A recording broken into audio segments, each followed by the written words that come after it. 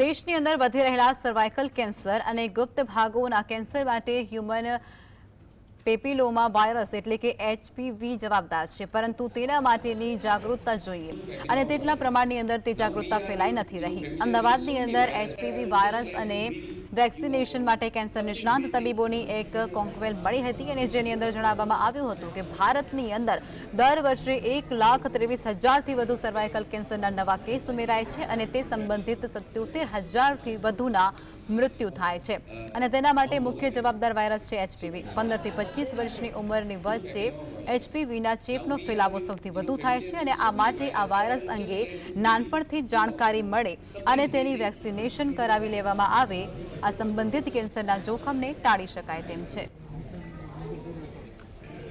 HPV virus ઇન્ફેક્શનના લીધે cancer થાય એની જાગૃતતા બહુ ઓછી છે, લોકોને આ વિશે નથી ખબર અને એટલા માટે એ લોકો રેઝિસ્ટન્ટ છે કે અમને આ વેક્સિન નથી લેવી। એ લોકોની માન્યતા છે કે આ બધું અમને નથી થવાનું। પર્ટિક્યુલરલી સ્ત્રીઓમાં ગર્ભાશયના મુખનું cancer, vulval cancer, vaginal cancer, ગુદાના માર્ગનું કેન્સર અને ગળાના કેન્સર થઈ શકતા હોય છે। આ જ HPV પુરુષોમાં ગળાના કેન્સર માટે કારણ છે અને એનો